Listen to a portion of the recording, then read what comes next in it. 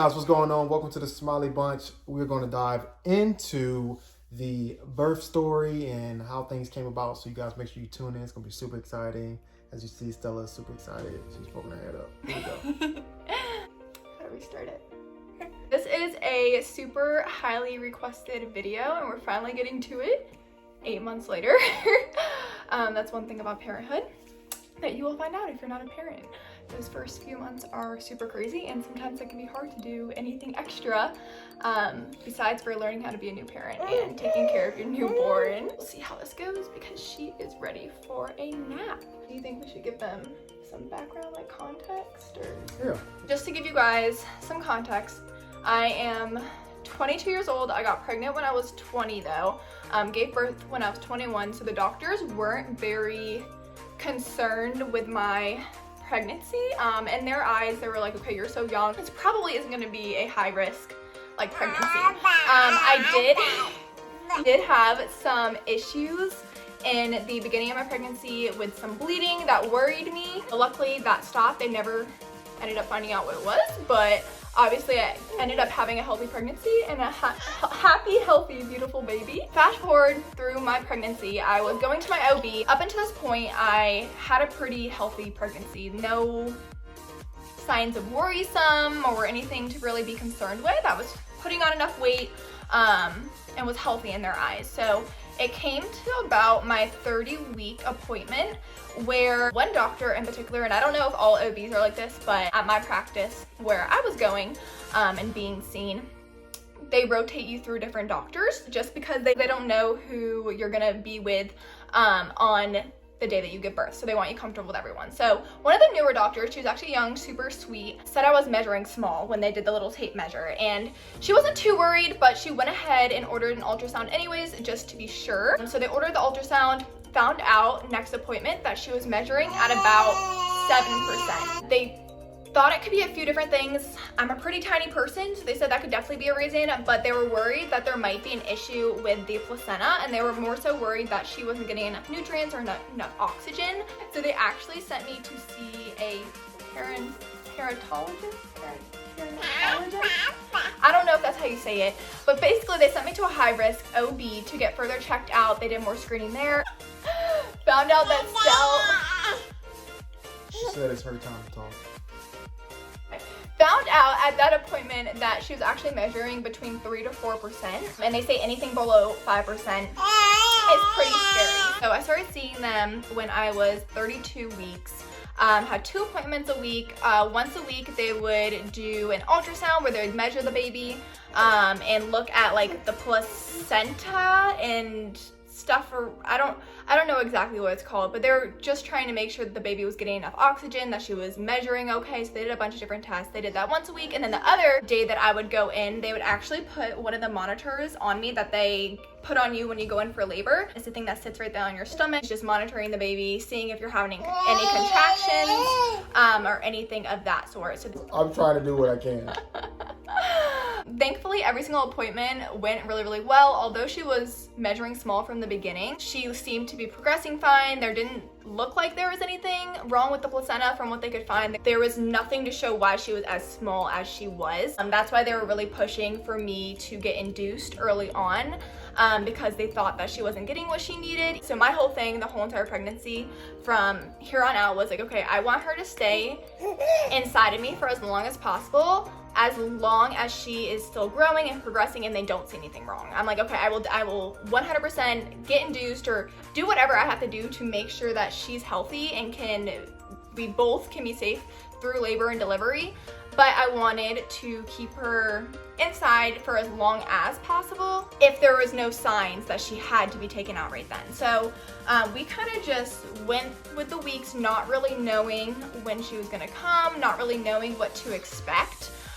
She was actually a breech baby, so they kept on saying, don't worry, she's gonna flip, don't worry, she's gonna flip. 28 weeks, don't worry, she's gonna flip. 30 weeks, don't worry, she's gonna flip. 32 weeks.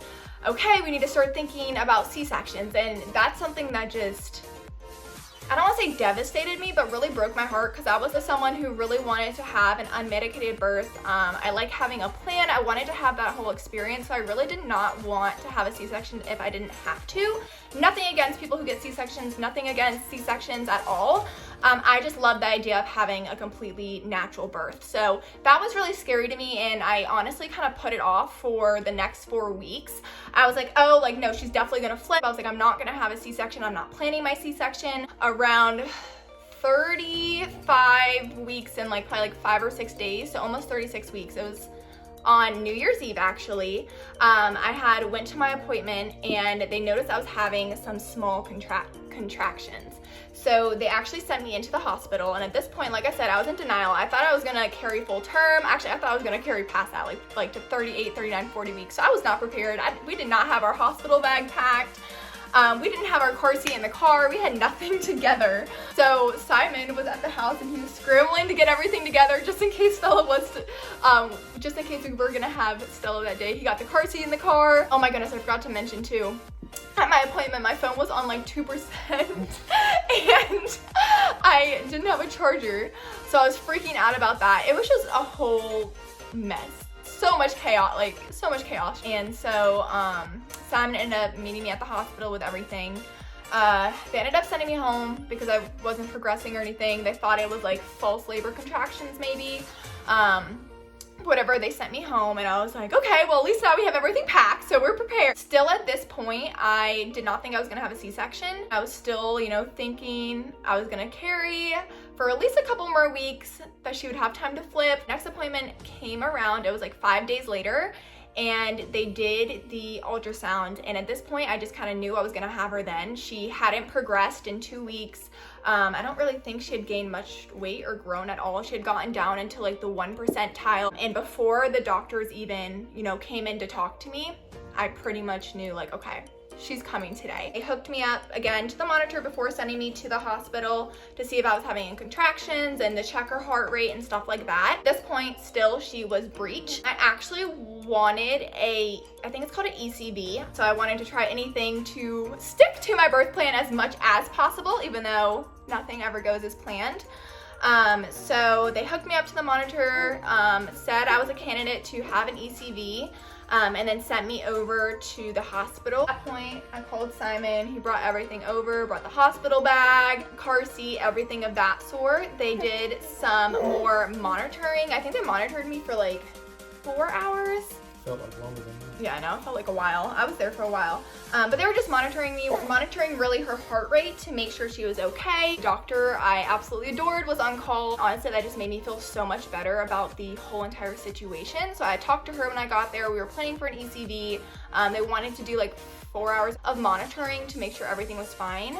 And then my doctor came in, she was there, and they had found on the monitor that her heart rate dropped significantly, like almost in half to what it was supposed to be. It dropped for about 6 minutes. It bounced back up, which was good to hear. But it was pretty scary knowing that it had dropped that low for that long. She kind of explained to us what our options were. She said we could definitely still do an ECV, but her advice was to just go ahead and have a C-section, just because there's a higher chance that we could go into an emergency C-section situation, which would ultimately be more dangerous for her and for myself. And at that point, they couldn't, do this C-section like they usually would. Like, their main goal would just be to get her out and for her to be safely delivered. So at this point, we kind of just had to decide what we wanted to do. Which was a super hard decision because ultimately we wanted to do what would be safest for both of us, but I also still at the time really did not want to have a C-section. So it was really scary, and I'm not gonna lie, I cried. I didn't know what to do. I talked to Simon and he was super supportive. He was kind of just like, I just said, whatever you think is best is for you and for Stella. That you support it. And I support it, no matter what. Yeah.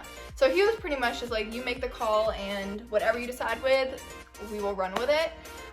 So I had a few conversations with different people. We thought it through And then we decided we were gonna go ahead and go through with the C-section, just because I knew if I were to attempt an ECV and like something were to happen to her and she were to get hurt or not make it, like I could never forgive myself. So even though we really didn't want to, we decided to go with the C-section. And we actually ended up having it that day. So we ended up having it like about an hour or an hour and a half later. They gave me a booster shot that I think it was supposed to help with her lung development. And usually you'll actually get 2 of those, but since her heart rate kept on dropping so much and for so long, they didn't even want to wait the designated time to give me the second shot. They wanted to do the C-section that day. Ended up delivering at 36 weeks in like 3 days, either 3 days or 4 days. So basically 36 and a half weeks. And yeah, that's pretty much it. I mean, the C-section went really, really well. And I'm actually really glad that we ended up going that route, just because when they were doing the C-section, they found that the umbilical cord had been wrapped around her neck 4 times. It was wrapped around her foot, wrapped around her hand. She was pretty much just all tangled in it, and they think that's a pretty good reason why she wasn't flipping. But also they said I wouldn't have been able to deliver anyways if they had attempted a ECV. So I ended up feeling really, really good about the decision that we made. I ended up feeling really good about the doctor that was there. All the nurses were absolutely amazing. So I really did believe like it was a God wink. Like everything was meant to happen in that way. Of course, she got delivered perfectly healthy. She was 4 pounds 7 ounces of just pure bliss. She didn't have to go in the NICU. She was awesome from there on out. But do you want to tell a little bit about your experience or how you felt, or you being in the operating room, or I don't know, what's on your mind? I think the scariest part was when it was time for her to actually go back, and he got to get changed into like all this protective gear, surgery type stuff. And when she actually went back,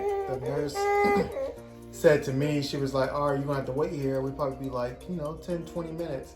And I think 30, 45 minutes had passed, and I was starting to it took a while. I was starting to get very concerned as, is Frankie okay? Is Stella okay? I just didn't know what was going on. I was there by myself because obviously COVID.